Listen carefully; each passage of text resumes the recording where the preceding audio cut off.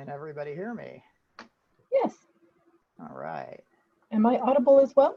You are audible as well, Stephanie. Great. Ken, are you there? Oh, you've made me co-host. Thank you.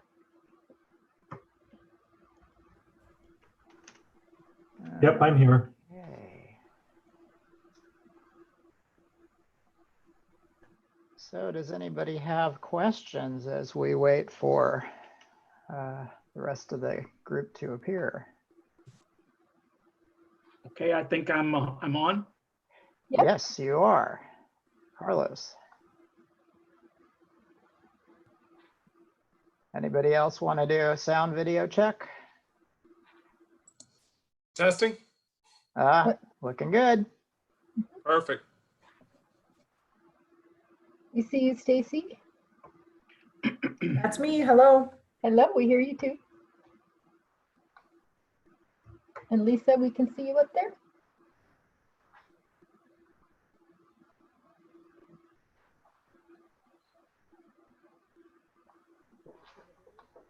We have now 13.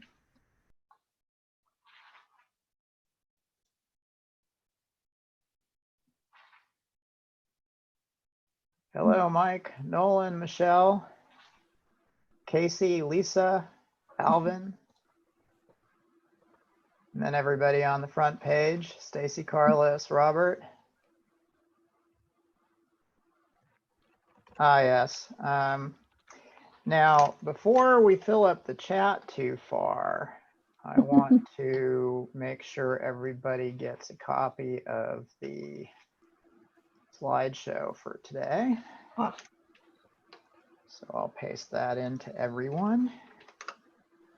Okay, for those of you who, if the chat isn't immediately visible, click the chat, wave your mouse over the webinar screen and then click the chat button on the bottom, and there will be a link to the slideshow I'm using today. I'll be repeating that several times for the folks who join. And I will also go ahead and share my screen. Let's see here.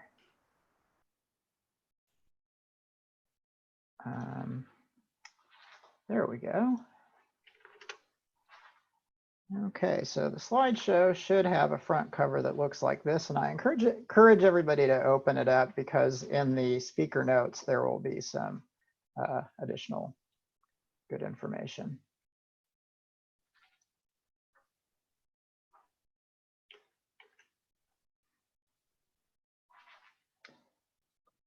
And it looks like I had better move my other web pages to another location. Andy, do you mind if I ask you a question real quick? Yes, by all means. Are we going to be using resistors and wires and stuff like that? Yes, we will be using resistors and wires and stuff like that. Can you give us a heads up to which ones we're going to need so we can go ahead and start pulling the ones we need out? You know, that's a really good idea. Mainly locate, okay, so for the heads up, your resistor color codes that you'll need are going to be red,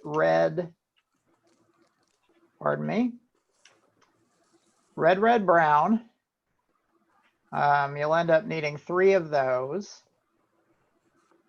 And the other resistor color code we'll want is brown, black, orange.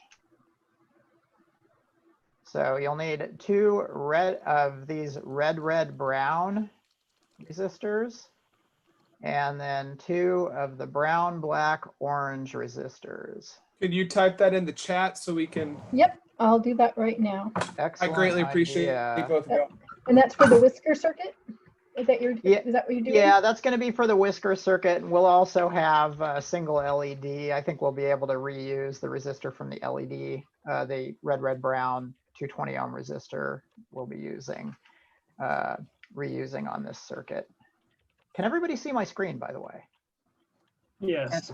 Okay, I wasn't sure if you were looking at my face and I was talking about this circuit and it didn't have Just any name. virtually. Yeah, virtually, yes. Let's see here. There we go.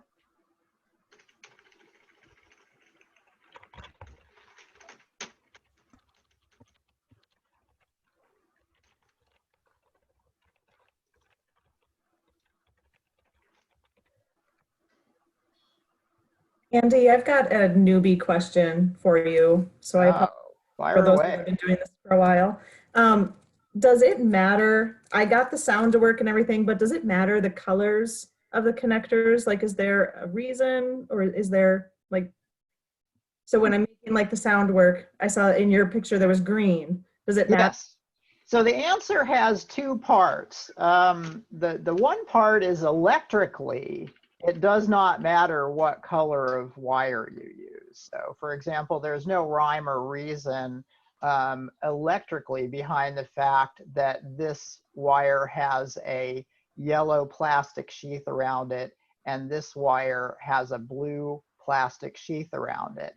Now, for the circuit builder, it does end up mattering. One of the things we do in the majority of our diagrams, and I'm not really sure why this is green because you don't have a green wire in your kit. We should change that to blue or yellow. But one of the conventions we use is that anything that goes to this GND connection, we want to kind of pop visually for us. And it makes troubleshooting easier to say, okay, by convention, the black wire, anytime I use a black wire, it means that that is somehow connected to this GND set of sockets down here. We call that the ground or ground wires is sometimes the way we'll refer to it. Then moving forward, notice that like the speaker ground connection is right here. And I'll be talking about this more when we officially start. And then the ground for the light is here, and they both have black wires. Moving forward even further, hopefully we might not have anything for the whiskers. Yeah, we don't have an example of a red wire, but normally the red wires, if we used them by convention, it goes to 3.3 volts or 5 volts. And in other circuits that use a wire to jump to into the circuit, you'll see red wires coming off of either 3 volts or 5 volts. So really the color is by convention for wires. And you'll see shortly that the color stripes on the resistors actually do matter because each one indicates a different resistance value. And sorry in advance for those of you who are coming in, I'll be saying all this again. So some of you will have heard it twice. Yeah, so for example, the red servo wire is actually going to a power supply connection. Let's see here. Here we go. So here is a red wire that it's difficult to see. Let me see if I've got, no, I didn't put in the wiring diagrams for this yet. Here we go. So we can see on this infrared following robot that there's a red wire right up top here, and that is going into one of probably the 3V or 5V connection. And then it's jumping down. So every time we look at that connection, we know that's going to be, supply voltage. And then with those black wires, every one of those, we know just at a glance without following back to its origin that, hey, that's a ground wire. Or it should be. So if you're helping your students troubleshoot, you can, in their following that convention, you can look and see that maybe they missed and ended up in the wrong socket. Yes, indeed. Okay. Perfect. Thank you so much. Oh, you're very welcome. So we will be talking about much of that today as you get these. Hope nobody's getting seasick from my slide navigation. Let's see here. And then speaking of slide navigation, I need to make sure that. I just pasted it in the chat window again. Thank you. So everybody, check your chat window because there is a. Oops, There's I going might to have be- given you an editing link since I have edit access. That might not work for everyone. No, it's a view only link. Oh, good. Okay.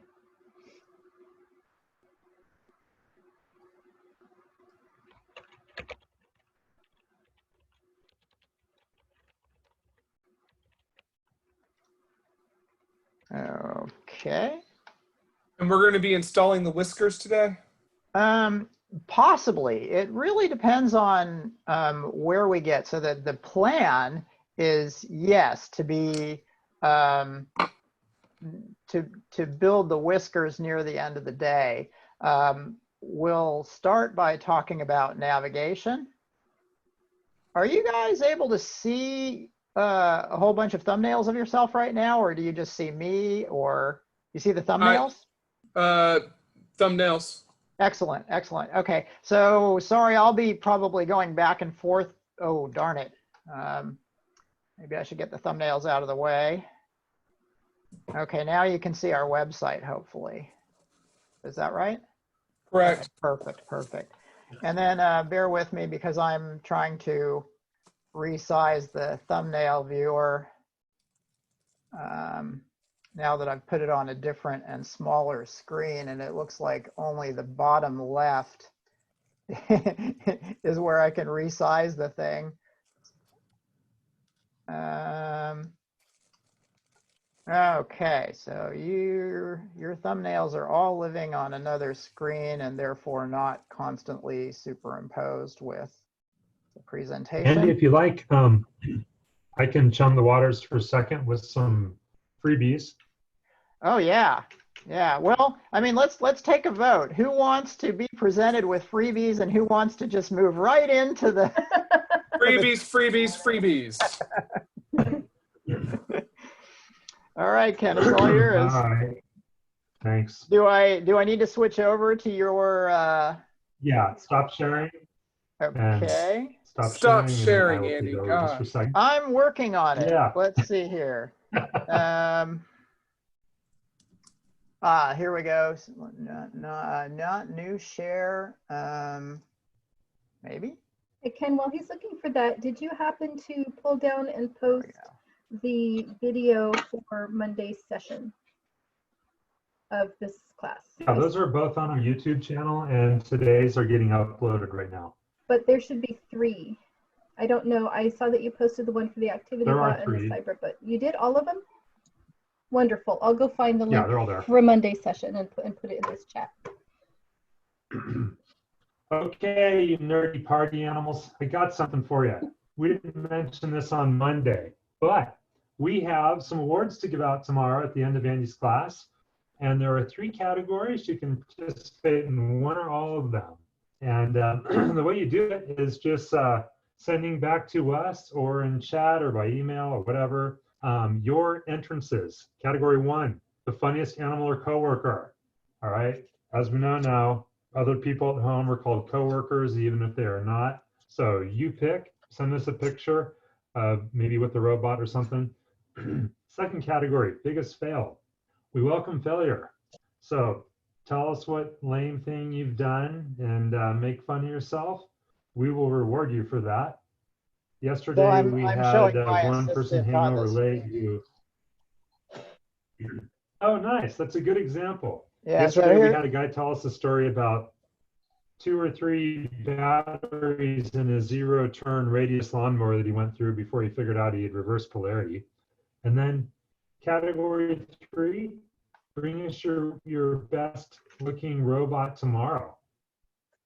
Dress up, doing something cool, something unique beyond what we've been showing you. And you shall win one of the above, a line follower or a ping ultrasonic sensor or whatever other goodie we have, valued $30 or more. Thank you. That's the end of the public service announcement.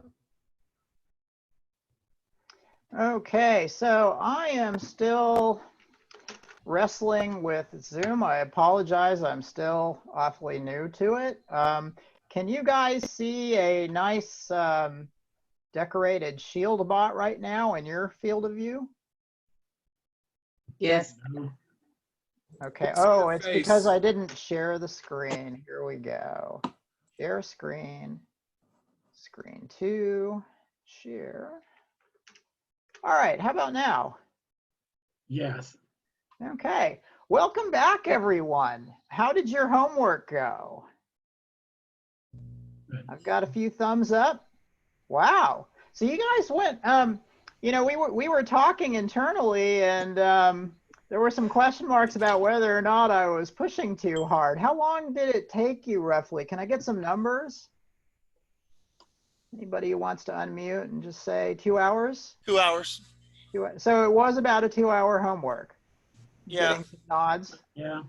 Okay. Probably took me longer, but not because I needed more time. I was just taking more time than I needed to.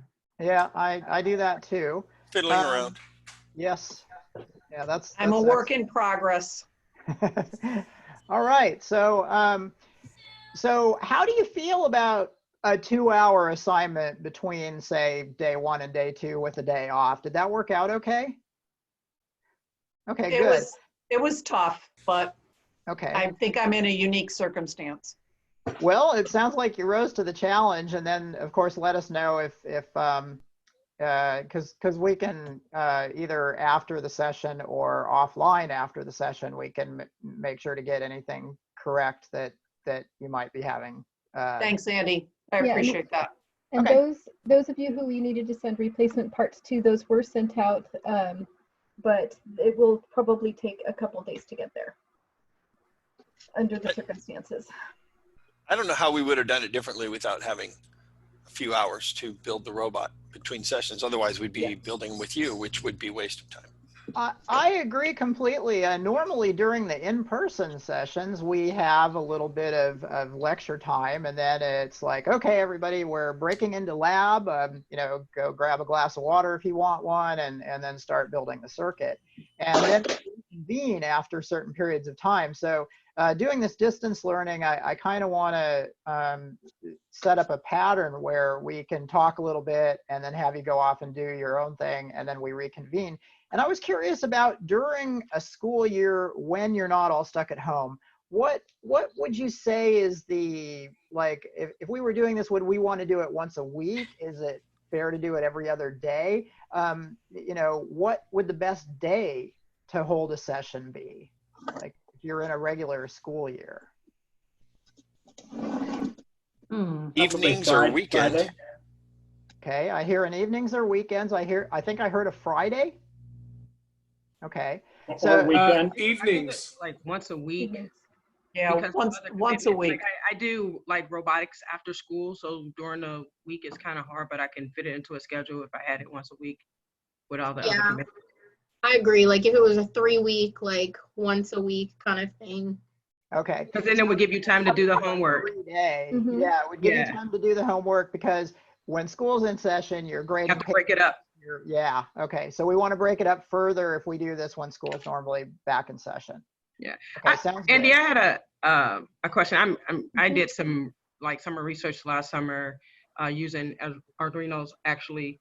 And one of the things that I did, because I'm creating modules for students, is I noticed that a lot of my students, just being honest, you know, high level of illiteracy, and kids are just good. They're tuned into videos. So like even I didn't have issues building at all, but like for a newbie, maybe having some videos that kind of went with it would maybe help. Okay, that sounds good. How did you feel about the videos that I sent out to help you get prepared for the sessions? Yeah, I thought those were good. Okay, so is it the kind of thing where we want to see more of those on our site? I think it would just be helpful, especially for someone who, you know, like again, during the school year, who has all these other commitments. And if they're like really a beginner and they're kind of like struggling, I think it would be helpful for those visual learners. Okay. Yeah, Okay. videos that walk through the building steps. Yeah. Things like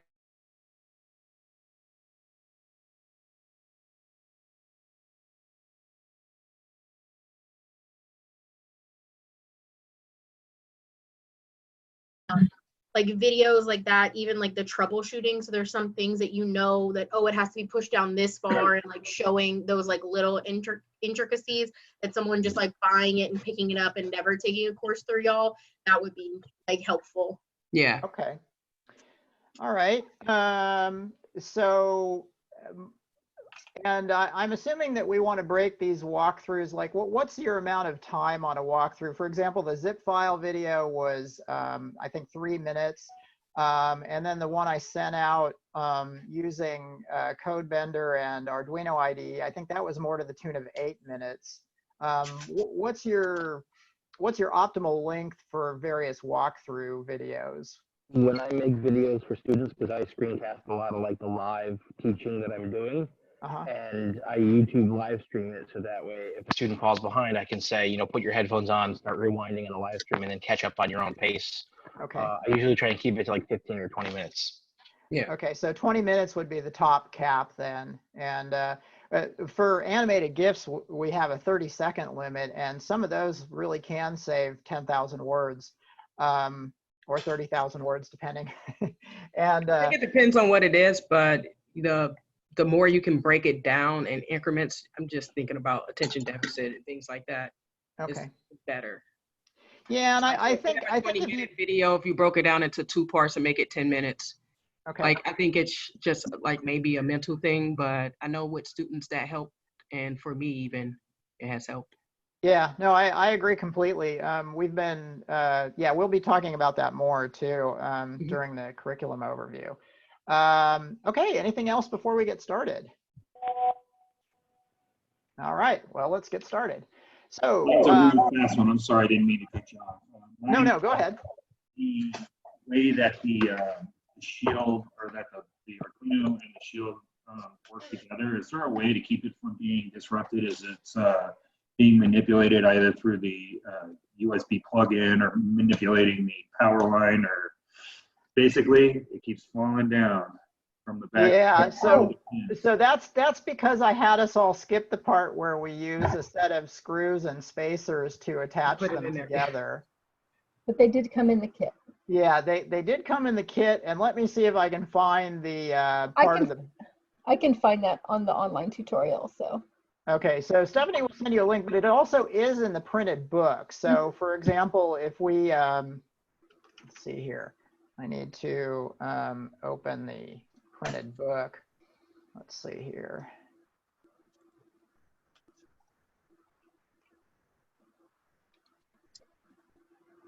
And this is the first time my Windows Explorer has taken a while. It must be realizing that I'm asking it. They could look that up after the fact. Well, I need the book open. Okay. So that was a good reminder It's for me. page Okay, so 44. Thank you. Page 44, everyone. Oh, yeah.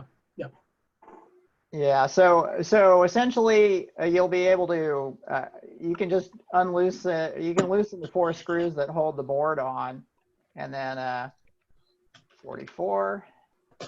But there's one spacer we found out yesterday you cannot put on, the nylon spacer towards the this one right here. The single one by itself you cannot put, but the 2 in the middle you can.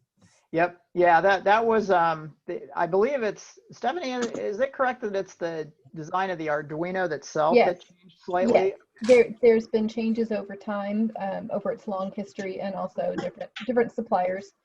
And so initially there was room, and after they made a change there wasn't, but some people might be using the older Arduino, so we just left it in there. But we still do have these 2 mounting holes up here that you can use the screws and spacers through. These 2 right there. It's just that the header does not allow one of the spacers to be used, but you can still fit the screw. So these are the screws, and these are the screws right here and the spacers. Oh, I'm sorry. These are this set over here is what you use to connect the shield to the Arduino. All right, so today we're going to talk about circuit basics, including some of the speaker stuff we did. Programming wise, we'll be talking about arrays and then move back to circuits again with blinking a light, back to programming, or well, then we'll talk about some of the robot navigation we did and some more of the robot navigation you can do. We'll talk about functions. Those are, I had you hand enter a couple of programs that call functions. And then if time permits, we will get our Whisker circuit built up. Otherwise, that'll be part of your homework. And likewise with making the robot navigate by the Whiskers, which are our contact sensors. And then we'll talk about some of the other apps that you can do with your Shield bot and questions and answers really as we go. This slideshow, does everybody have it open now? Were you able, did you see the link come through? It should be right at the beginning of the chat. And so I encourage you to use this slideshow because, let's see here. I'll put it in the chat again. Yeah, and the main thing about it, I'm trying to get out of the slideshow. Let's see here. Exit. When you have the slideshow open and you're not in speaker mode like I just was, what you can do is you can take a look at the notes and can everybody see the notes down here that I'm shading? Yep. Yes. Okay, so these speaker notes, what they show is almost every picture that you see comes from a complete explanation that's in the book. And so I just think it's going to be really useful to know that where everything came from in a given slide so that you can get to more information maybe even after we finish the meeting today. So just wanted you to know that that's there, that you can always check to see what my source is for a given. I think the next slide is an exception because I just pasted it in. Got to delete that. Okay, so another thing about this slideshow is that there are some nice resource links here. Is that good and visible on your screens, everyone? Mm-hmm. Okay. Let's see. There we go. Got a little more real estate. All right, so here's a link to the slideshow itself, a link to the book. This is the PD activities list, so you could potentially open that up into another tab if you wanted to have it available. And then the code bender, for those of you who want to use the Chromebooks, the code bender is pretty much a must. The BEP3Y is not something I'd recommend using for your class. It's one that we use for our classes. If you have a whole class that you're equipping with Shield bots and you need to use CodeBender, go ahead and email us, and we have CodeBender licenses that we share with classrooms of BOE Shield bots. And so you would have your own set of 5 characters following /class. And you'd be using that for your class or possibly even your school or district, depending on, if you've got other classes, because each one is good for 100 users. Wow. Then let's see, the PD activity. Oh no, that's what you did your homework out of on the first day. CodeBender. Oh yeah, the pre-written code. So hopefully everybody has that now, but if you don't, here is a link to download the pre-written code examples. Okay, on to breadboard basics. Can I get some thumbs up and thumbs down as to whether or not you've built circuits on a breadboard before? See, once. 2, 3, 4, 5. Wow, a lot of thumbs up today. Okay, let me go to the next page. Okay, any thumbs down? Make sure to thumb down me if you've never done the. How about sideways? Okay, sounds good. I'll take the sideways. I did the workshop with Jake Mendelson and Tim Hodgkins in Connecticut. Wonderful. So that was my one and only experience. Okay. You do know that knives and butter are not involved with this type of. Oh, absolutely. Although Jake and Tim tried to tell me otherwise. That's at the American Radio Relay League, right? No, that was at the Glastonbury East Hartford Magnet School. It was part of the Okay. Connecticut Invention Convention. Okay, because I did it with American Radio Relay League, and Jake Mendelson was there as Oh, a yeah. Radio Relay League member. Yeah, he does Yeah, everything. Jake is all over the place. This was in Glastonbury, Connecticut. Mm-hmm. Yeah, I live in Newington. I'm like right near Oh. Glastonbury. Oh, Oh, good well, to you're know, in, Michael. you're in I'm in ARRL Cromwell right Central, now. too. Yep. And we've hosted ARRL courses here in Rockland as well. Some great people there. So. Yeah, they always Yeah. send out the best teachers. Except for that Tommy Gobber guy. Yeah, that Tommy Gober guy, he's actually the best of the best, in my opinion. Stephanie even has a I know Tommy Gober license. Or a I bumper sticker. have the sticker too on my laptop. Yes. When he last visited Parallax, I printed him a label that said "am" and put it over "no" and put it on his computer. I will go bring that up on his Facebook page because I saw that picture. Aha.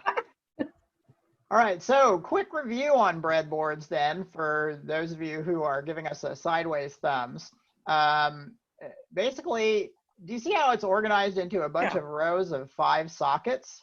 Mm-hmm.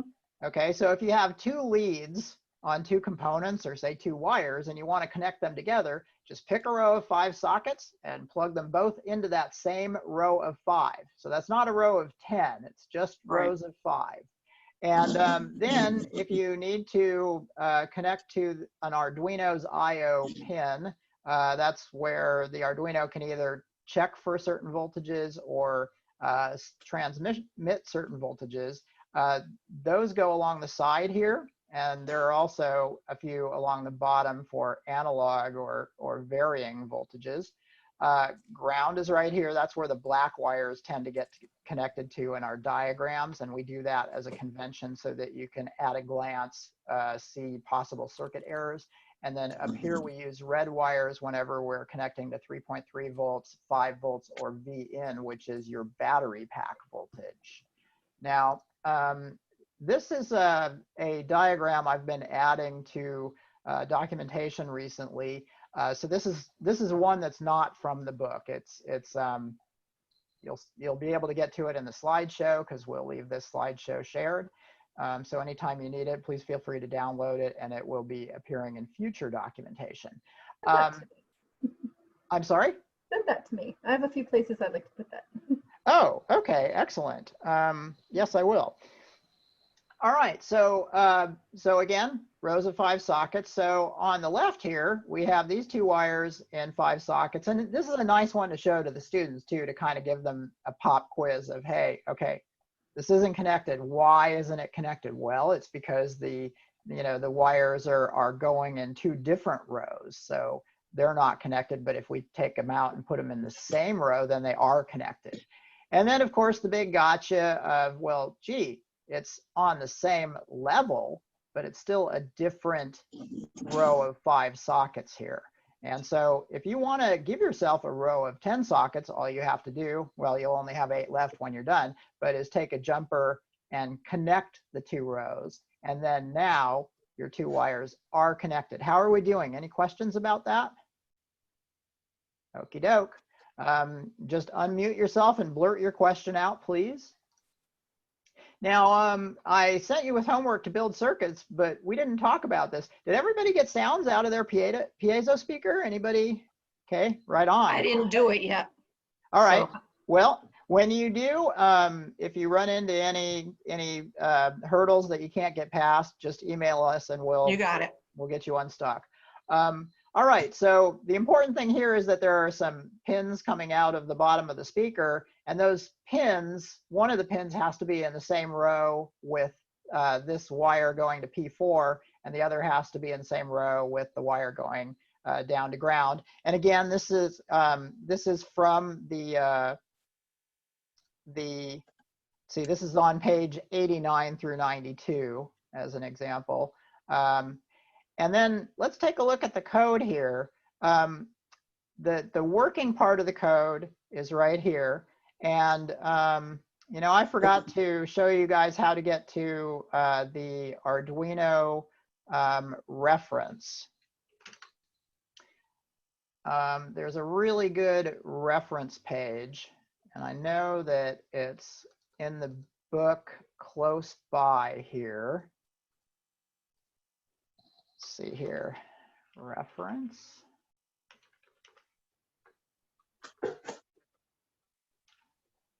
Next. Stephanie, if you can maybe find the page. It's also linked at the bottom of all the pages alongside the web version of this tutorial. So Okay. I beat you to it. Yeah, if you can just, I believe, oh, there's the Codebender site. No, I put the link in the chat window. Page 14 and 15, I believe, is what you're Okay. looking for. Thank you very much. Well, that's the, what I'm seeing on 14 and 15 are pictures of the parts.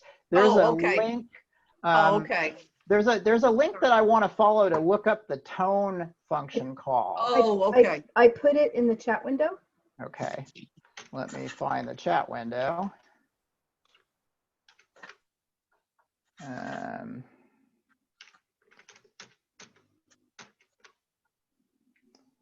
Okay, well, you guys can all get to it now, right? Yeah, because I can't see it. And everybody had success with this who tried it, correct? Yeah, the main thing I wanted to do was, Stephanie, can you give me just a word that's in the link so I can search it here in the document? Reference. Is it arduino.cc? Arduino.cc/reference. Okay. For English. All right, here I am. Arduino.cc. Okay, so opening this up into a web page.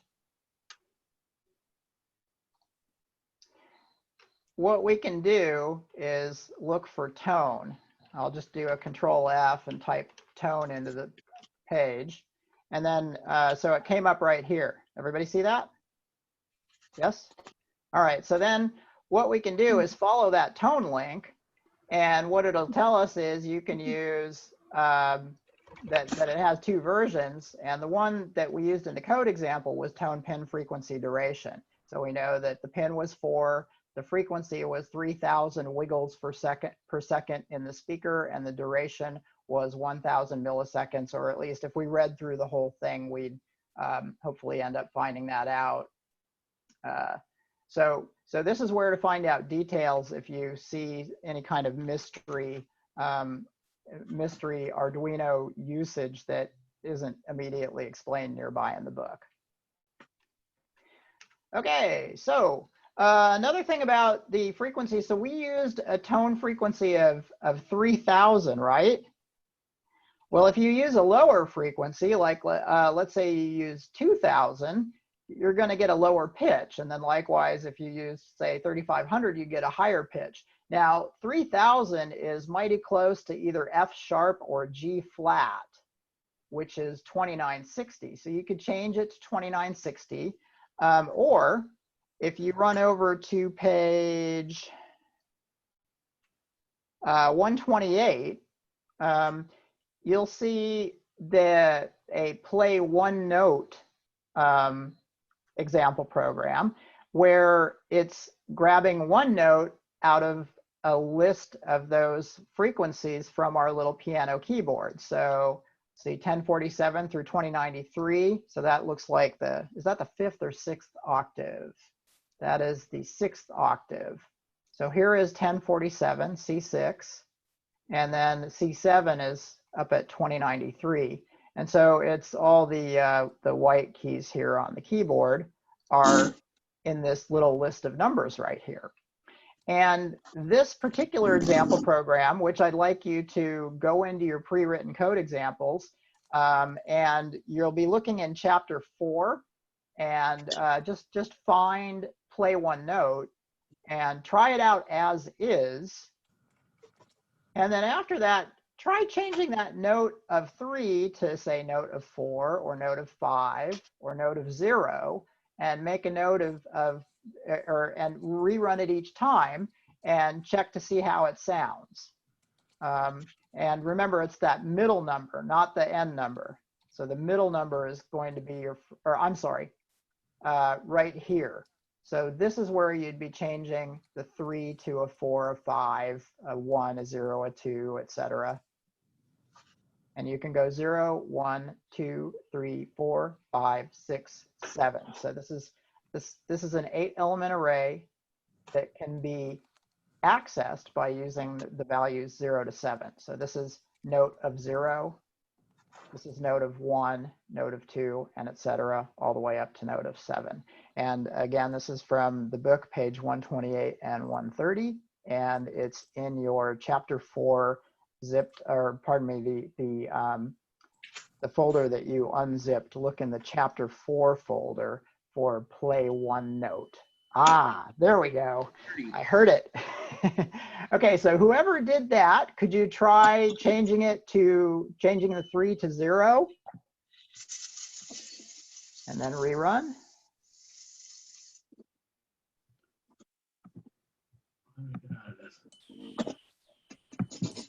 I won't stop.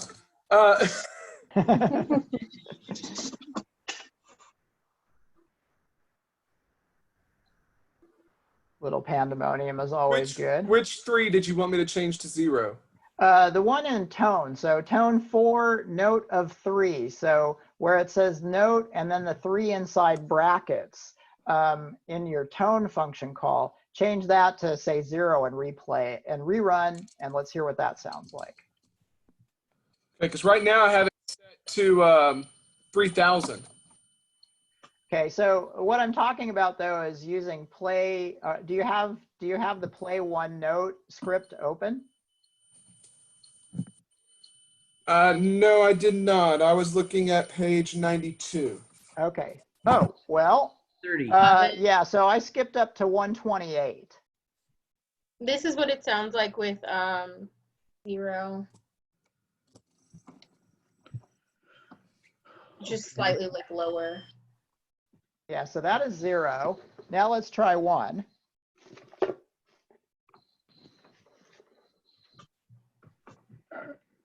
Alrighty.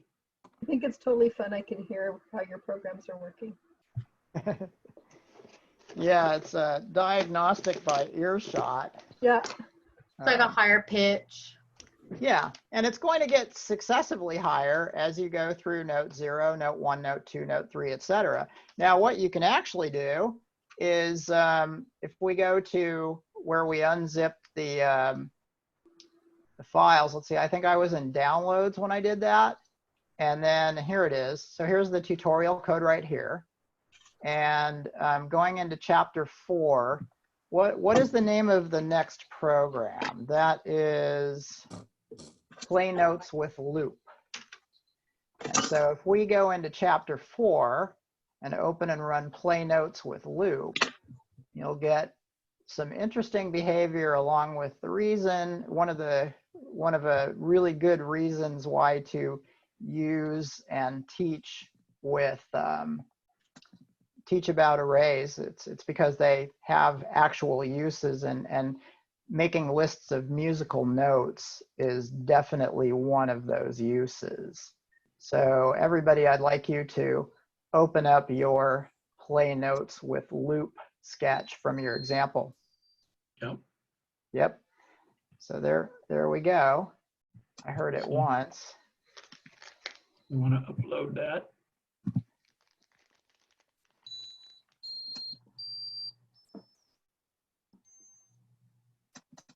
Very good. I'd like to hear a few more people playing that.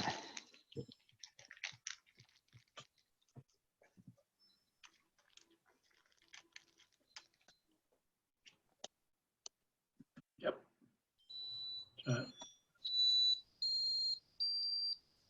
Okay, that is perfect. And so the program, this Play Notes with Loop program, see how we have our list of notes up here? Well, instead of just saying play note of 0, play note of 1, play note of 2, play note of 3, what it's doing instead is it's got this loop here, this for loop.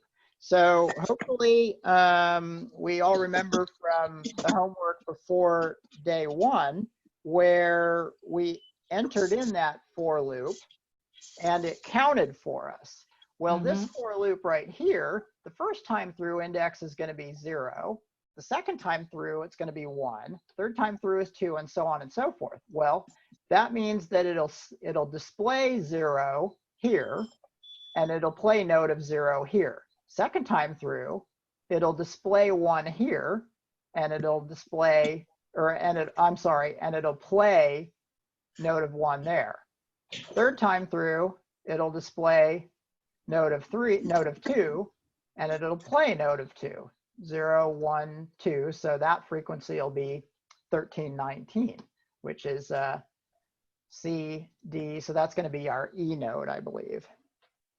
So how are we doing with that? So it's a really important concept, you know, for any programming classes where students are required to have a certain competencies list. Arrays is going to be pretty high in there, so I want to make sure we're all comfortable with that and using it as part of the, okay, I'm getting a number of nods. That's as good as a thumbs up for me. Okay, are we okay with this? Can we, so no more dwelling on it? We can move on? Something's going wrong with mine though. Oh, okay, well, please, do tell, what is happening? No, I'm just playing the Imperial March thing. I want to see if you can hear it. Oh, that's perfect. I don't know if you're picking it up. So somebody with the Force took control of your code, I take it. Yeah. Well, we just remember, if you're ever stopped, just tell them these are not the bots you're looking for. Okay, so Andy, yeah, this is a one-dimensional array. that's Can you true. have more than? Can you have multi-dimensional arrays? I believe so. I mean, certainly the C++ supports it. I know I'm not doing multi-dimensional arrays. I don't think I did that anywhere in my book. Okay, so Arduino might be limited to just one-dimensional, right? I don't think so. Because Arduino is a fairly thin layer over C++. Basically, all of C++ is available to you underneath this thin layer. So if you use the C, and basically it's just plain old C language syntax for multidimensional arrays. So if you use just normal C language syntax to create and access a multidimensional array, you should have, it should work just fine for you. Okay. Stephanie, could you make a note? I'll try, or if somebody wants to try that out, if you're feeling adventurous, bring it back next time. I kind of want to try it myself now, so I'll try to remember to do that between now and tomorrow. Any more questions?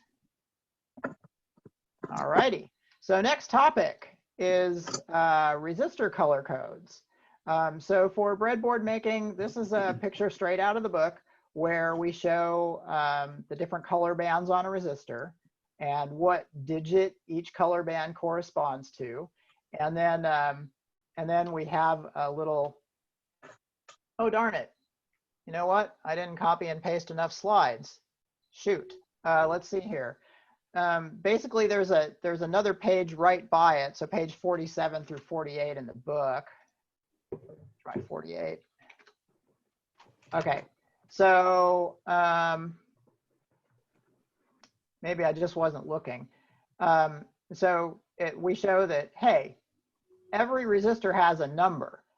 And so it's got a color-coded first digit, a color-coded second digit, and then just to make it simple and non-threatening, instead of talking about powers of 10, I just say, okay, and that third band is just the number of zeros to tack on to the first two digits. So if we try that with this one, we've got yellow, that's going to be 4. Yeah, we've got violet, that's going to be 7. And then the number of zeros is brown. Okay, so we're going to tack 1 0 onto it, and that is a 470 ohm resistor. Then there's a tolerance band that the text talks about a little bit, which is essentially how close to that stated value the resistor is guaranteed to be. We use gold bands, which are 5%. And then you've got silver, which is 10%, and I think no band is 20%. Anybody can correct me if I'm wrong there. That's correct. Okay, thank you. All right, so that's in the book. And then before building a light circuit, we've got to know about the parts. And the two required parts are a resistor and then a light. And this light is called an LED, which is short for light emitting diode. The diode part is basically saying, okay, we only let electric current flow through it one direction. And the light emitting part is when current is flowing in the direction that the diode will let it pass through, it gives off light. So essentially, if you take the longer pin and connect it to a resistor to the top of a battery, and then the shorter pin and connect it to the bottom of the battery, current will flow through, which is actually electrons coming out of the negative terminal flowing through the circuit to the top, although most electrical notation does it the other direction. I'm told that's because Benjamin Franklin couldn't really prove where the electrons were. And so he arbitrarily picked the wrong answer. All right, so this is the schematic symbol. We always introduce schematic symbol and a part drawing, and we talk about how it works, and then we have students build up a circuit and try it out.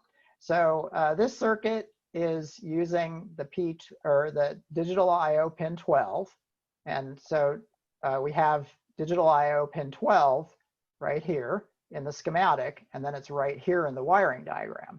Then it goes to a resistor, then goes to the diode's anode. That's this side, the long pin. So the diode's anode is the long pin that's right here, and then the short pin is on the other side, and then that connects to ground. And we're connecting it to ground instead of plugging it straight into ground. We're using a black wire to bring it over here. And what we do is we always keep both the schematic and the solved wiring diagram in all of our books. And so some teachers who are advanced are going to say, well, all right, you know, you don't get extra points unless you wire it differently from how it's shown in the book, because I want you wiring from schematic.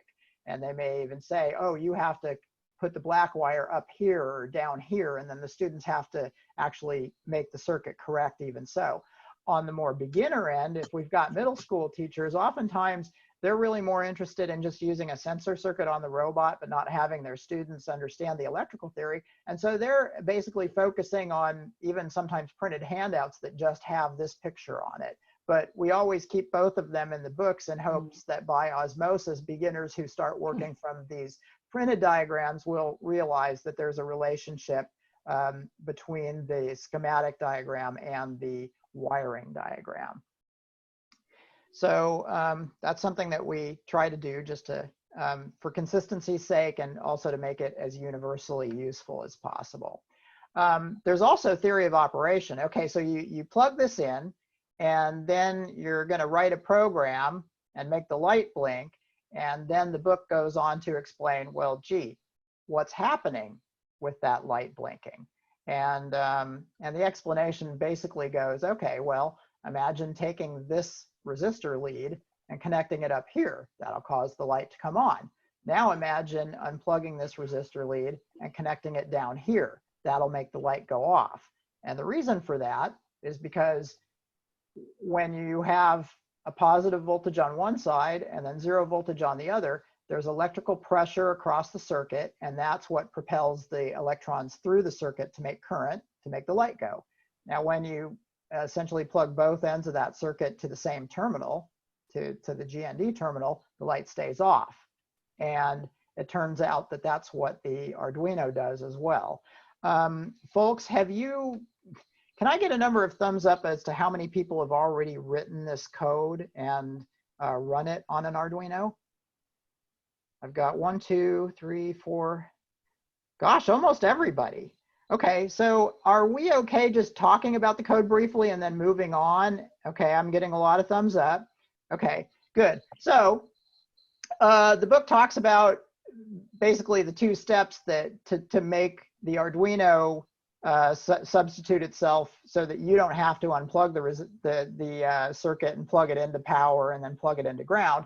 So one is when you're connected to P12, like we are here, this makes it an output, meaning that the P12, that socket, you can now programmatically connect it to 5 volts with digital write 12 comma high. That's right here. 5 volts going through the circuit, ground on the other end, or digital write 12 low. That connects it, that causes the Arduino to connect it to ground instead. So we're writing a program to make the Arduino an output, and as an output, it can make connections for you to connect the circuit to high or low, being 5 volts or ground. How's that?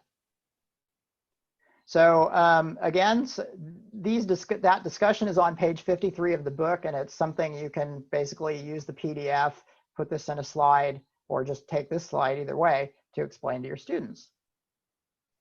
All right, this ought to look fairly familiar. We've all got our robots built, right? Did we all have success with forward and backward? Okay. And please just go ahead and unmute yourself and say, you know, wait a minute, I did not have success, and we can stop and help you out. Otherwise, I'm just going to keep on moving forward here. Speaking of moving. And Andy? Yes, yes. With that LED on 12, is that, I mean, you wouldn't normally do that if you're using the servos, right? Isn't the servo, one of the servos in 12? You know, I'm glad you asked that.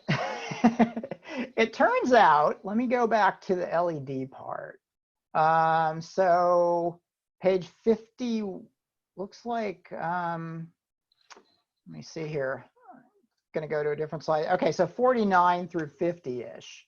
So here I am in the book. Oh, I happen to be right there. It turns out that in the book, what we do is in a step-by-step way, we go through building up LED circuits to actually gradually go through how to make your own signal that controls a servo. So this one right here, where you only blink on and off once a second, is not going to control a servo. But on P12 here, here's an example of a signal that will slow a servo once we make it faster. So right now, it's still human speed, but the ratio of high, of being only high for 170 milliseconds and then low for 1830, that is a ratio that if you divide it down, it will end up being a valid servo signal.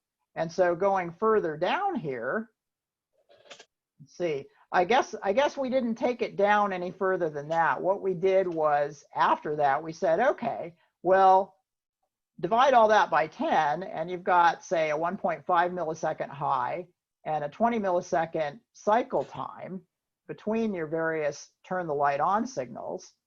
And instead of using delay and digital write, we use this servo left right microseconds. And because of the fact that you have LEDs built on 12 and 13, if you're following along with the book, let me see if I can find this schematic here.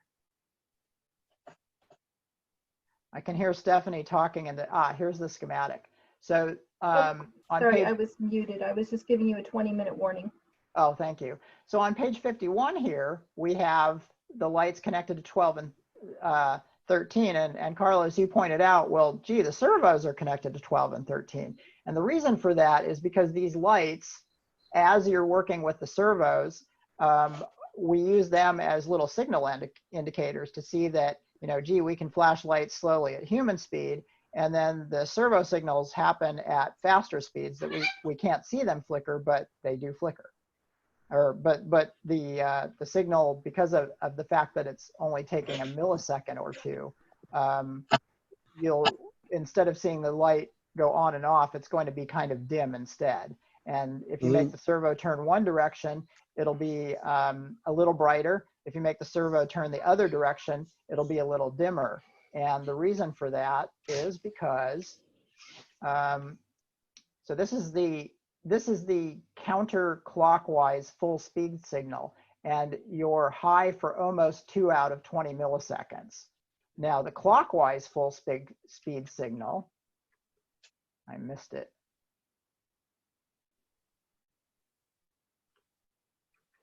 Okay, the clockwise full speed signal is 0.13 milliseconds. And so it's high for less of the time. And you'll see that in the light. It'll be slightly dimmer if you're looking at it from the top.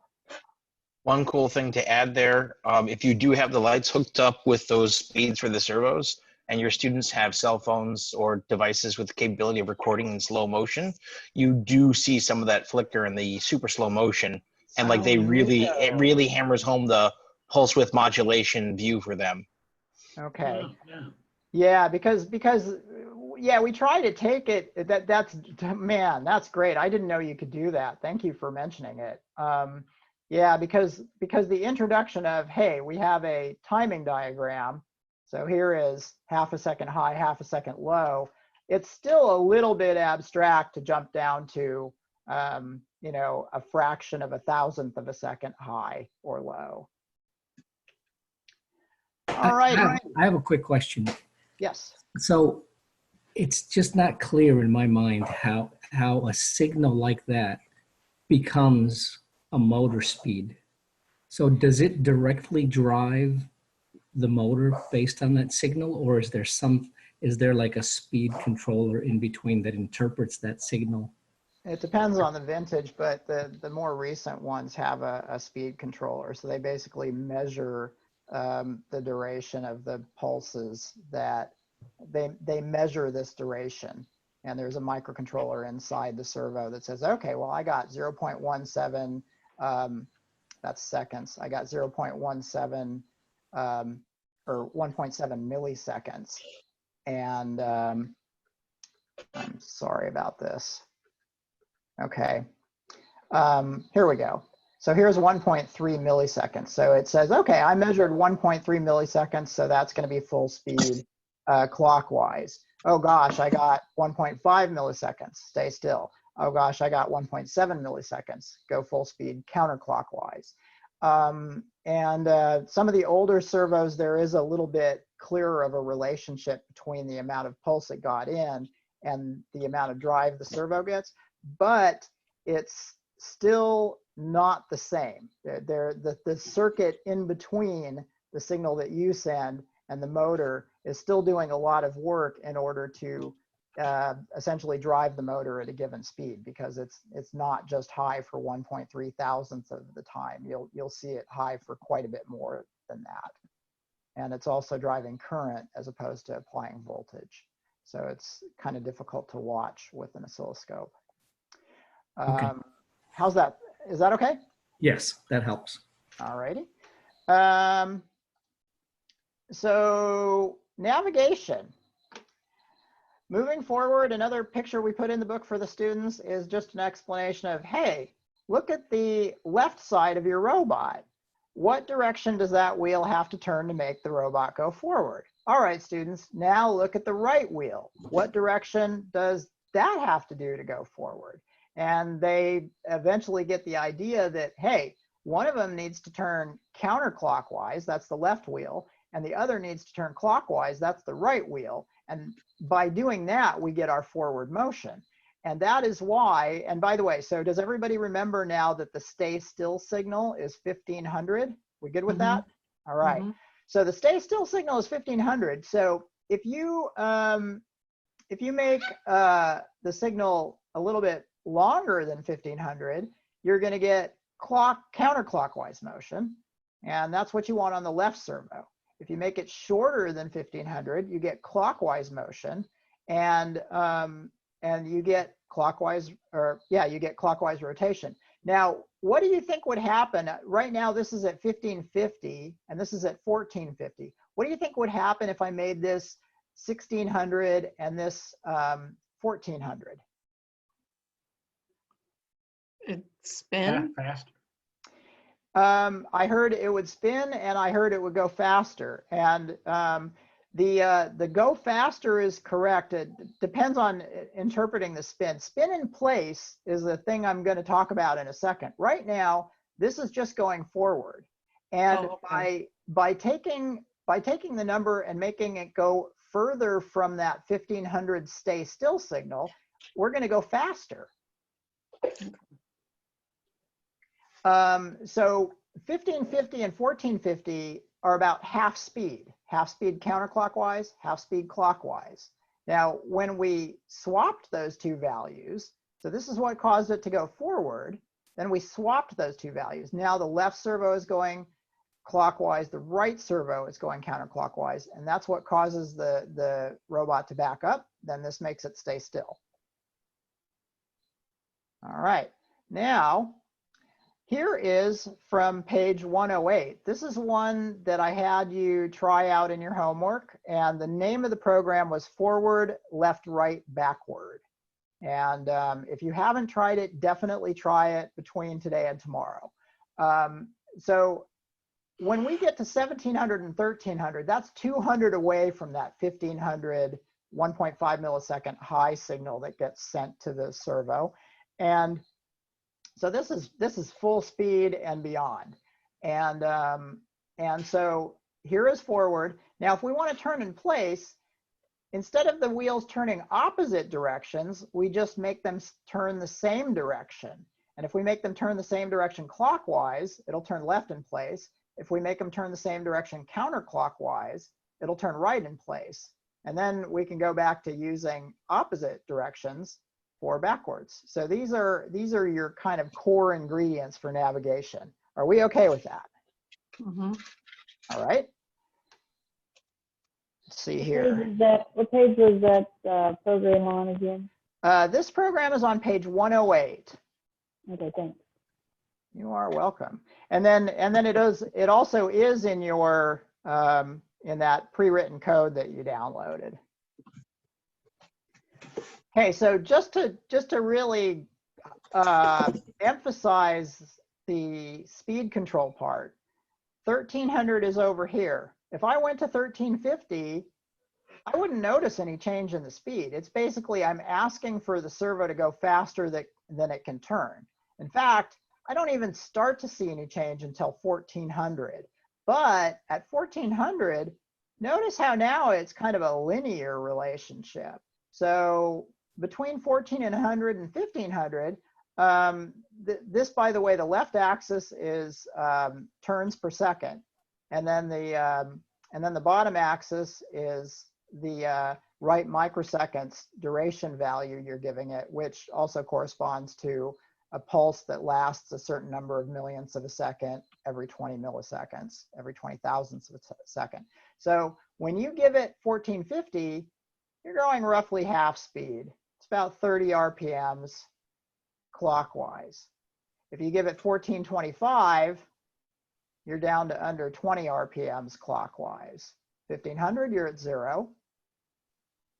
1550, it looks like you're at half speed counterclockwise now. Does this graph make sense? Mm-hmm. Okay, so it is actually a thing. If your students are going through this step by step, they actually write a program and they type in these values and they count how many times the wheel turned during 6 seconds and do some math and plot this in a spreadsheet. It's a really good learning opportunity. The engineering techno-speak explanation of this is it's called a transfer function. It transfers a pulse duration that it receives and it changes that to a rotational velocity, and we call that a transfer function. But it's also a graph of RPMs versus the signal you give the digital or the right microseconds function call. And this is just a little quick reference for those numbers. The reason I talked about that is because there's more stuff you can do in terms of tuning. You can say, okay, well, if I know the speed of my robot, I can make it go a certain distance. But then the big question is, well, how do I make it go a certain distance, say, straight forward? And the thing you can ask yourself is, well, if I want to straighten out the path, maybe we'll have it go straight forward for 10 seconds and see which way it curves. Oh, look, it curved left. Okay, well, if it curved left, we already know both wheels are going as fast as they can. So I need to slow the wheel down. That's going to make it not turn left. So which wheel do you think that would be? Which wheel do you want to slow? You want to slow down the right wheel, exactly. And so this 1300, well, if you shave 5 off of that, it won't make any difference. You went from there to there. It's still going full blast. You shave 50 off, it still doesn't make a difference. You only start to see changes when you've shaved 100 off. But after that, you can start going in increments of 10 to slow down that right wheel. Does that make sense? Mm-hmm. Okay, so is that drift just caused by different manufacturers of the servos and stuff like that? Because we see a lot of that in Dead Reckoning with the Bobots. Yeah, and I think it's also partially that the gearing is a little bit more effective. It offers a little bit less resistance to the motor in one direction than the other. So I think that most robots that I've seen have tended to veer left. And so I think it is somewhat inherent in the motor itself. And so that's why you can take that right wheel and slow it down a little bit to get this straightforward motion. But you have to remember that from the example programs, if they're using 1300 and 1700, you want to go 100 towards that 1500 before you start getting any difference in the actual speed. So then we talked about functions. How are we doing with functions? You all typed this in. And is it, okay, so I'm getting some head nods. So main thing about functions is you write your function code down here, and it's got a container. So its name is example, and then the code that it does is between these two curly braces.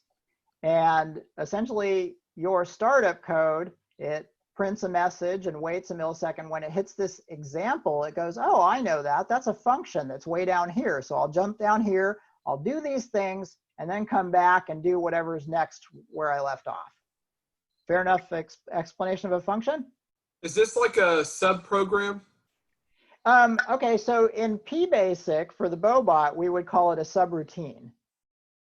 And it's essentially a piece of reusable code. So for example, if I took this line that calls the example function that sends the code down here to do it and come back, if I pasted it 3 times, then it would run through here, it would hit example, go to the example code, come back, it would see the next example call, go and do it again, and then a 3rd time.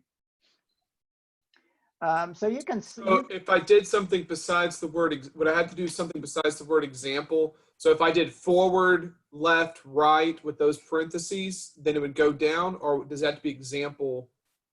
Well, yeah, like this, forward. What you have in mind? Yeah, so I'm thinking subroutine. So yes, it's exactly what I have in mind. So here, with what you have on the screen, it looks like the delay would be the time that we put inside the parentheses on the left side. So we don't have different subroutines for a long forward and a short forward. We would just put delay time and then change the time in the parentheses. That is correct. So in example here, we don't have any value that we're giving the example function to work with. But in this one, where this one has a pitch function down below here. And in addition to just calling pitch from here, when we put a 3500 in there, that ends up in this little variable named HZ, which is short for hertz, or repetitions per second. And so when we give hertz 3500, it displays 3500, but it also plays a tone at 3500 hertz. And then it waits a second, comes back up. Then the program keeps going, and later on it hits pitch again. But this time we put 2000 as our pitch argument. So that goes into hertz. And then this time when hertz does its job, it does tone with 2000 here. It's a lower pitch tone before it comes back and continues going through the program. You know, it starts here, calls pitch 3500, displays something, waits, calls pitch again. So first time 3500, second time 2000. Both of those ended up in this variable, which is why the pitch gives us a different tone. So that's an example of, hey, we can give a function a value, and we can actually give it several values to work with. And so the question was, okay, well, I want to make a function or a subroutine that does specific jobs. So here we have forward. Well, we used 1700 and 1300 to give us full speed forward, but as for time, that's flexible so that we can say, so here's our main code, we can say forward 2000. So basically it sets it to go forward, and then it waits for 2000 milliseconds or 2 seconds before it returns. So calls forward, goes full speed for 2 seconds, comes back. Oh, now I have to go find the turn left function, and I'm going to give it 600. Let's see, where's turn left? Ah, here it is. Okay, we'll make time 600.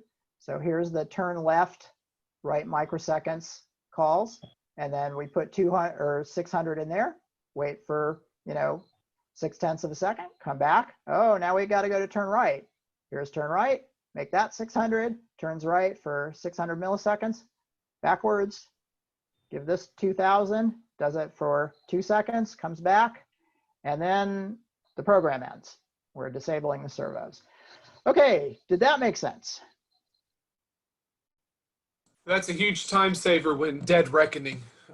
That's been an issue that my students have been dealing with, is that so many subroutines on P Basic. So did not realize that the Arduino Shield simplified the sub program. So that works. Tremendously, tremendously. Well, here's one this is my favorite. What this does is it abstracts things. So these maneuver calls right here, I'm saying 200, 200 is full blast forward. You could say 100, 100, it's still full blast forward, but then when you start shaving tens off of that, that's what slows it down. And so you don't even have to think about it. You could just paste a bunch of maneuver commands, maneuver function calls in here, and you use numbers that are more intuitive to set the wheel speeds. So these are all full blast, but you could say 2020 here, or 30-30 to have it go gradually for 2 seconds. You could say, this one right now is going to turn backwards on the left wheel and forwards on the right wheel for 0.6 of a second. This one turns forward on the left wheel, backwards on the right wheel for 0.6 of a second. And then these both go backwards for 2 seconds. And because of the fact that they've just got the maneuver function down here that's doing all the hard work, they can just mess around with the maneuvers and choreograph an entire line following thing just by setting speeds and run times. Andy, we were supposed to go about 5 more minutes. Did we have circuit building goals we were going to do today? Yes, we do. Or review. Okay. Okay, so the circuit building goals are about 2 slides in. Just wanted to mention projects at the end of each chapter. So we've got some navigation challenges for the students, and we'll talk about curriculum tour stuff fairly soon as well. The circuit that I'm going to want you to build tonight, you've actually got some choices, especially if you haven't tried one or the other circuits, but you've already played with the Bobot. You might be interested in trying a different circuit if you've already done Whiskers 100 times. If you feel like you're a beginner or new to this or just want to verify the way it works, please, by all means, do the Whiskers circuit. So the Whiskers circuit is shown here. And if you haven't tried it, you push on this little whisker right here, and it'll make contact with that post. And then the Arduino will run a program that can tell that it's made contact. So on page 148, it's going to show you the parts. On page 149, it'll show you how to mount those whiskers on the front of your robot. And on page 150, though, I would recommend using the color print from the PDF book or the slide, because you see how clear it is, how you can see all the resistor color codes. So you'll want to build this up very carefully. And I'd like everybody to find and bring out the little 3-pin headers, because I don't want anybody wondering what those are or where they are from. So if everybody could hold up an example of their 3-pin header, that'll be a good thing. Yep, looking good. Mine has plastic stuck to it, but here I am. Okay, beautiful. So we've all got our 3-pin headers, and those go right here and here. And so that'll be the Whiskers circuit. And just a quick little side note, remember earlier we talked about how we could use digital write to turn the light on and off by connecting this, by using the Arduino to connect the circuit to either 5 volts or ground. Well, digital read is the inverse of that. You can take a circuit that gives an Arduino IO pin or socket 5 volts or ground, and then your program will tell you 1 if it sees actually kind of I forget what it is, like 35 from 5 volts to 30% below 5 volts is guaranteed to give you a 1, and then I think from 0 volts to 30% from 0 to 5 volts will give you a 0. So like roughly 0 volts to 1 volts, you're guaranteed a 0, and say 4 to 5 volts ish. I'm actually thinking like it's 3.8, 3.7, something like that. To 5 volts, you're guaranteed a 1, and then probably 0 to 1.5 volts, you're guaranteed a 0 with digital pins. And so this Whisker circuit applies 5 volts normally, so you see a 1 from it, and it applies 0 volts if you push the whisker. If you push on this left whisker, it's going to contact this post right here, and this post happens to be all these mounting holes right here and here are connected to ground. And I just got a chat. Well, Stephanie, did you chat me, or is that somebody else? It was not me. Okay. I'll have to wait to answer that, I guess. So again, instead of turning a light on and off, you can tell whether a switch has been closed or not by using the inverse of digital write, which is digital read. And that's how you can tell whether the whisker's been pressed or not. And so the test code for that will show you all 1s when you have not pressed a whisker. Now, if you press the right whisker into the post, it's going to actually hit the left post, but it's the right whisker. You'll see 0s here. If you press the left whisker, you'll see 0s here. And this is the code, and look here. W left equals digital read of 5. W right equals digital read of 7. And see how one of the whisker circuits is connected to P5 and the other whisker circuit is connected to P7. So that is how you'll read whether or not you've made contact between the whisker and these posts or not. So that is one of your potential homeworks. Another potential homework is the light following activity. It's a pretty long chapter in the Arduino, but the lab kind of shortens it into a part 1 and a part 2. Another one that's really exciting if you're inclined to try it, but it takes a little bit more circuit building experience, is going to be the infrared. Infrared is the same kind of infrared that old TV remotes use to change the channel on a TV. And the way the robot uses it is if it sends infrared out from its infrared LED light emitting diode and it just keeps on going into space, the infrared receiver doesn't do anything about it. But if the infrared shines out, hits an object, and comes back to the infrared receiver, then the infrared receiver tells the Arduino, and then the Arduino makes the robot turn accordingly. If you use that infrared circuit, you can also set it up so that one robot will follow another or follow your hand, because you can get rough senses of distance out of infrared.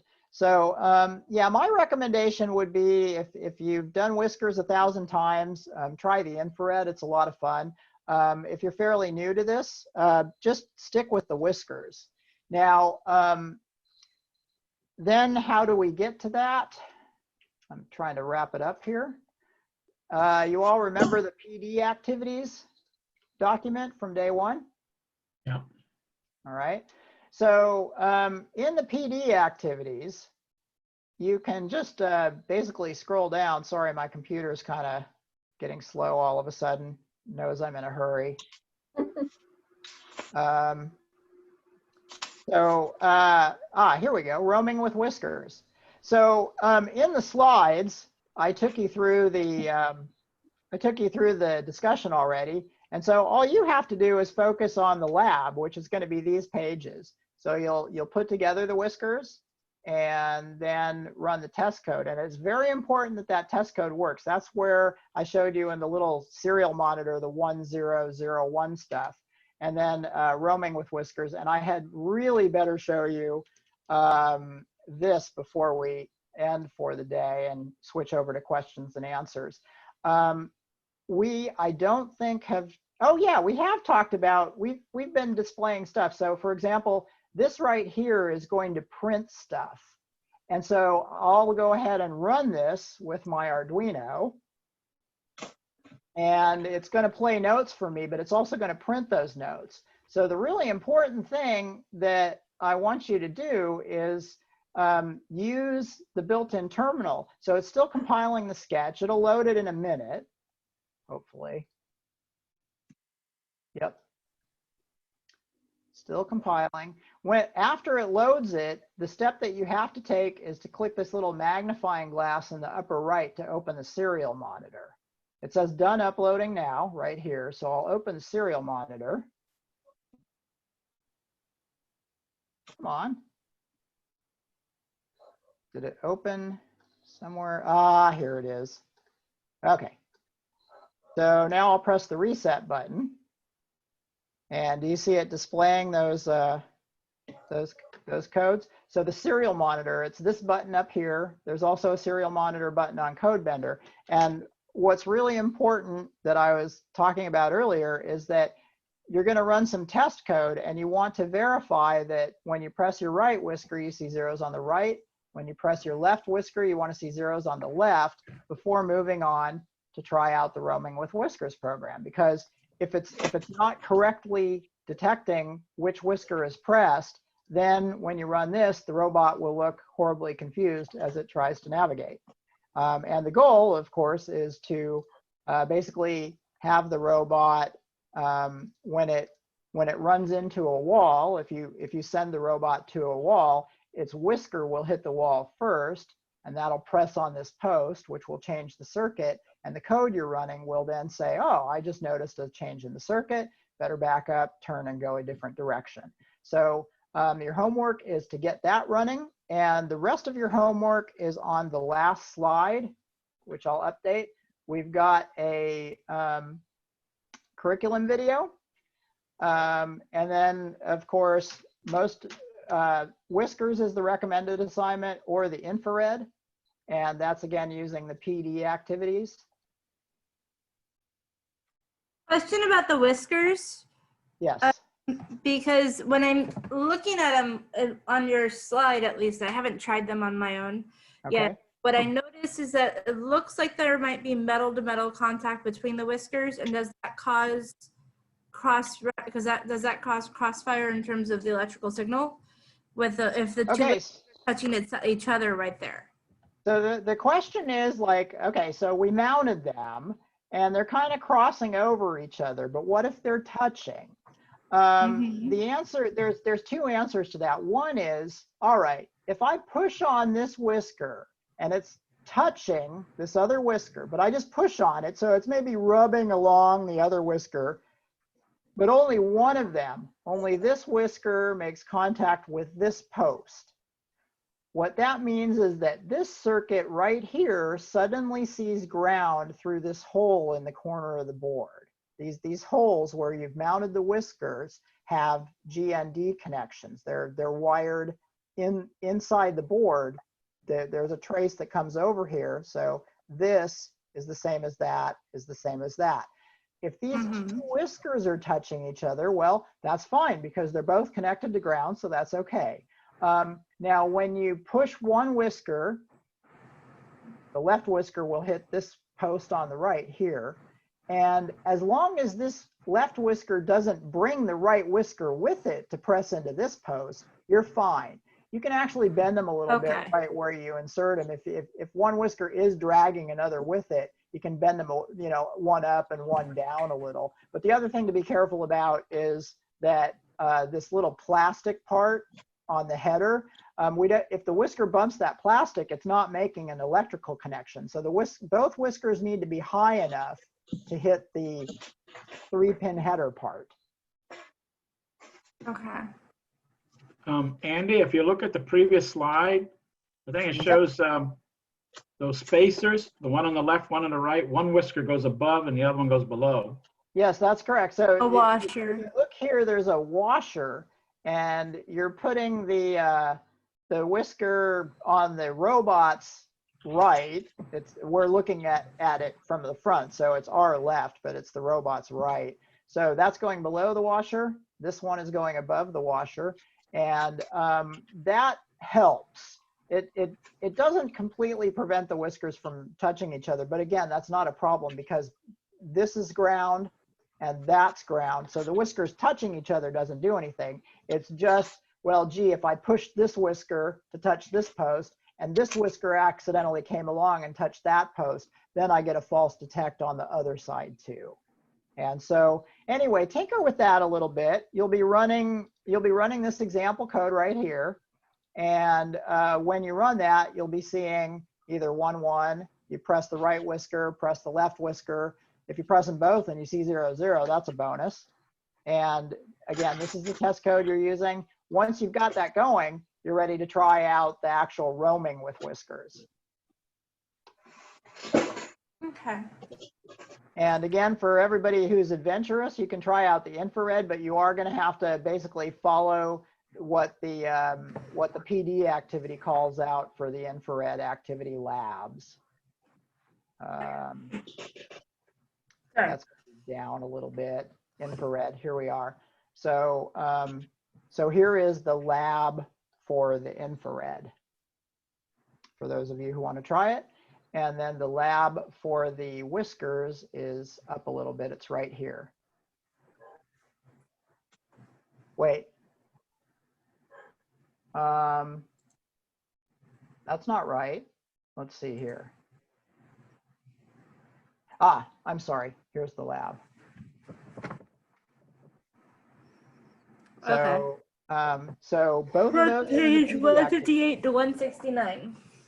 Sorry, I'm saying 148 to 169. Yeah, yeah. Sorry, I thought you said 158 for a second, and so 148. Oh, just roaming with whiskers is 158, but the rest of it okay. is information about it. It says. Yes, yes. All right, so here we are, and mainly follow the check marks, and that should keep you going okay. You can always email me if you're at all stuck. I'll be happy to even set up a Google Hangout or a phone conversation with you. Then, are there any other questions now? You guys are such a quiet group. I get a little scared, you know?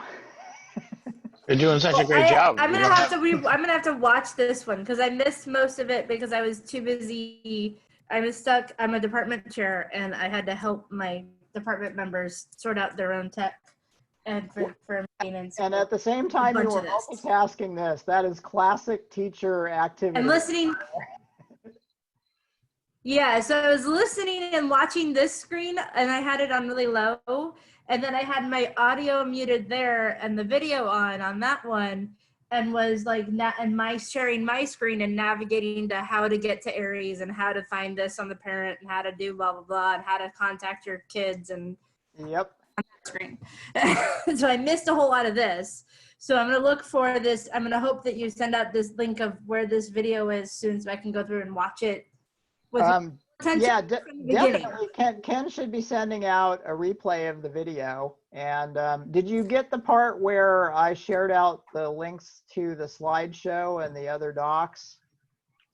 I did, and I also went through and like consistently saved the chat so I can go back in and click on all of the things in the chat too. Excellent. And so just one last thing. In addition to that, Whiskers, remember to go to the last slide here and follow the curriculum tour link. Mm-hmm. And anybody can click on the little 3 buttons next to the chat window and choose Save Chat. So I have just made a copy and archived it for our own use too. And if you do that multiple times in the course of one, it will just like basically resave and update. So it works out. Excellent. So. Okay, let's get some more questions. That's it. I think we're good. All right. Okay, You cool. guys are So ready later to- tonight. I will plan to watch it then late tonight or tomorrow morning. Now before you go, just a reminder, make sure to unplug your battery. Yes. So Yes. every time, the most important step is at the end of your session, before leaving it for the night, you've got to unplug here. Because this switch does not, unlike the Bobot, where this switch completely cuts power, this switch still allows your Arduino to keep going if you have either the USB or the, now I'm not so worried about the USB, although, you know, ideally I like to have everybody nice and disconnected at the end of my session, and I leave that until the next time, just like that. Thank you. All right. Thanks for coming, everyone. We'll see you All right. tomorrow. Same time, Thank same you. channel. Bye-bye.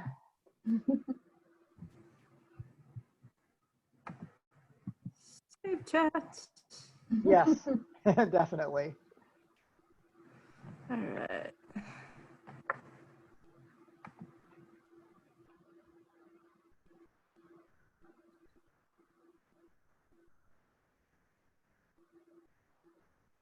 Andy, do you see the Okay. record button? Can you pause it?